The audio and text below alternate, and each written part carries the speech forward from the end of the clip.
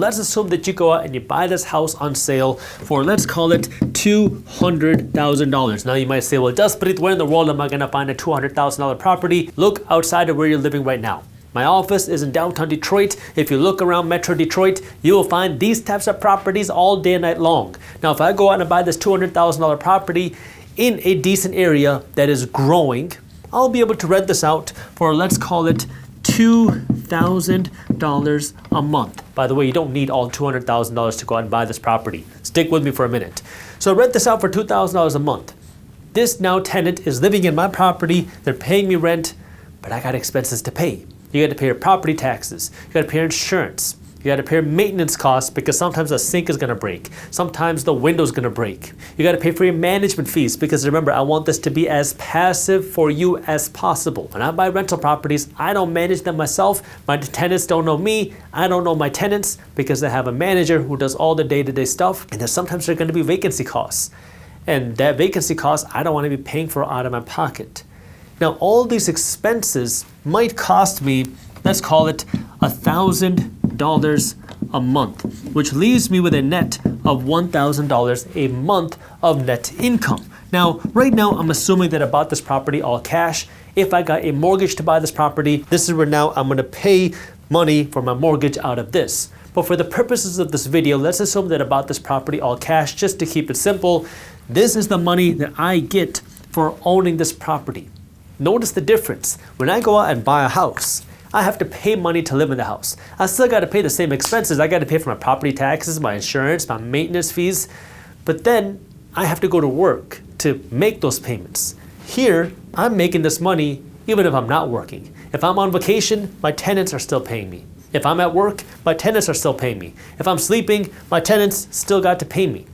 So now you can create a new stream of income that you get for just owning the asset and renting it out. Here's the tricky part. A lot of people like to explain real estate as this amazing passive income source, but it is a pain in the butt to get started.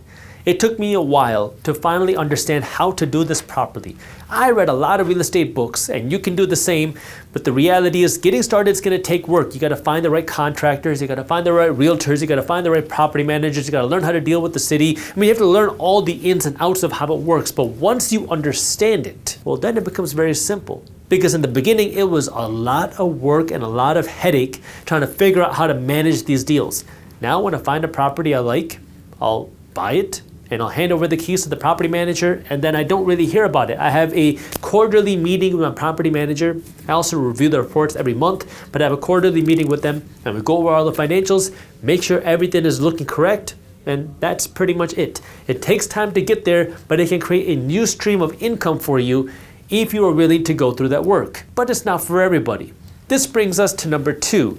Investing in real estate without operating it. Some of you are going to say, Jaspreet, I really like this idea of investing in real estate, but either A, that sounds like way too much work, or B, that sounds like way too much money, and I just don't have the ability to do that.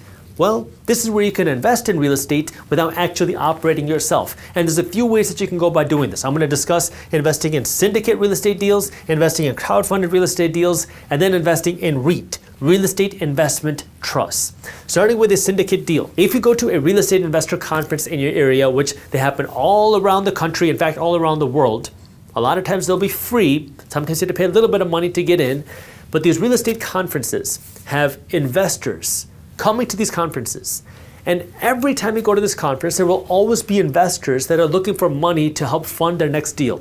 They might be developers, they might be investors, they might be some rehabbers. These are people that need money to do some sort of real estate deal, and you can come in and give them some money. You don't need to fund the entire real estate deal. You can fund a fraction of the deal. And in exchange of you giving them the money, they give you a piece of ownership in the property. You don't have a say in the day-to-day stuff. You're not really somebody who's operating it, but you give them the money and then you get your share of the return. Maybe they'll pay you with cash flow if that's the intention of the goal, or if they're trying to sell the property, you'll get your share of the profits, again, if there are any. Investing is risky. You're never guaranteed to make money when you invest. In fact, you will lose money at some point. So make sure you always do your own due diligence and never blindly trust a random guy on YouTube. But this is what syndicate real estate is. A syndicate real estate deal is you are investing in somebody else's deal. You give them a little bit of money, sometimes a lot of bit of money, and in exchange, you don't got to manage the property. They're doing the legwork. Then we have crowdfunded real estate deals. This is similar to syndicate, but crowdfunded deals are a little bit more passive. There are platforms on the internet that allow you to invest sometimes as little as $10, sometimes as little as $100 or $1,000 into a fund of real estate, or into something that gives you exposure into a fund of real estate.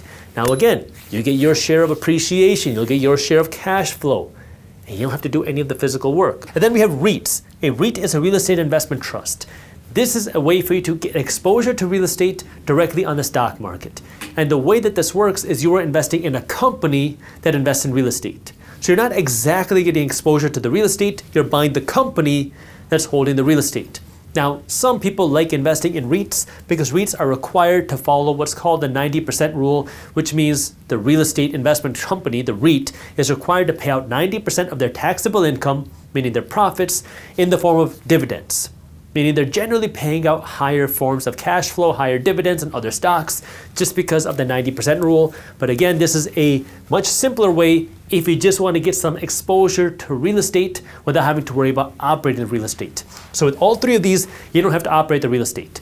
This gets you closest to the real estate deal. This gets you next closest. This REIT gets you exposure to the company that's investing in the real estate. But now this is a bunch of ways you can invest in real estate, which brings us to number 3, dividend paying stocks. Now, if you've been keeping up with Market Briefs, which is my free financial newsletter for investors, where every day my team is breaking down what's happening in the financial markets into a quick 5-minute read. We have hundreds of thousands of investors that are reading Market Briefs every day. And if you join Market Briefs, you'll also get access to our free masterclass on investing your money. So if you want to join for free, all you got to do is click the link below to sign up. But now when you start to look at what's happening in the financial markets, like you see with Market Briefs, you'll start to see a lot of different types of companies which trade on the stock market. But what is the big difference? Let's talk about this now. What's the difference between a company like Uber and AT&T? Now you might say, well, Uber's involved in the rideshare business and AT&T is involved in this telecommunication business and all these other things. But if we dig a little bit deeper as an investor, the reason why these two companies are very different is Uber is in the business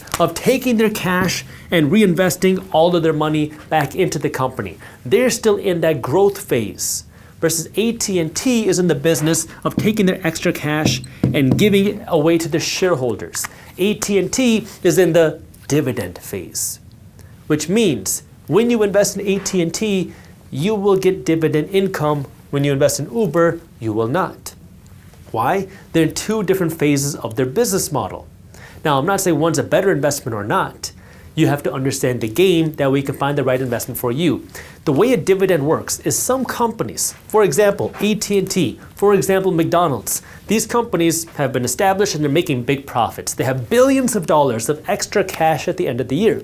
Now there's 3 things they can do with that cash. They can save some of this cash for an emergency. They can reinvest this cash back into the business to hire more employees, invest it in research.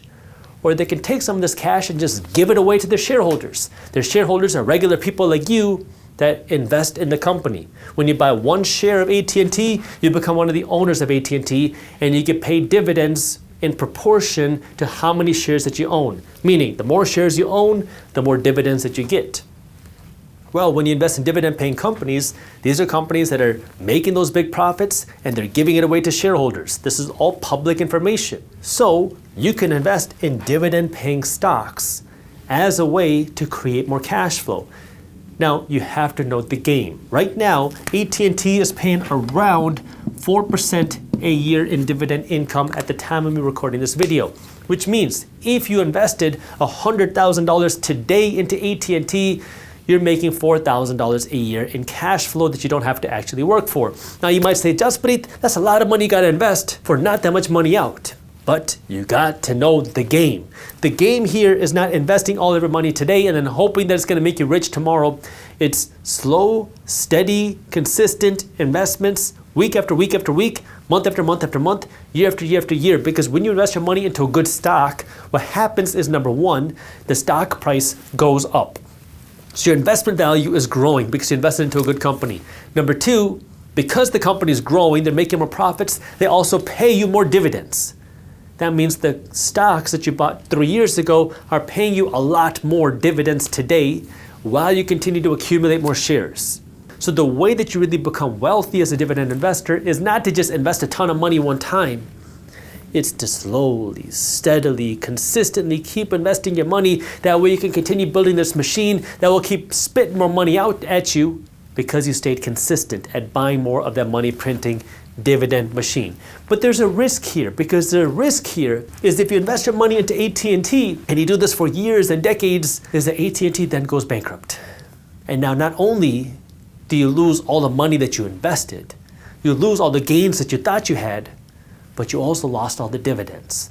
Which is why if you're investing in individual stocks, it comes with more risk, and you have to understand that and accept that and put in the more work to keep up with the company if you're investing in individual companies. If you enjoyed this clip and you want to continue your financial education journey, I have another video that I think you'll love. All you got to do is click that button right over there. And for those of you who want to stay up to date on the top finance and business news, you can join Market Briefs, my free financial newsletter, by clicking that button below. Thank you for watching, and I'll see you in the next one.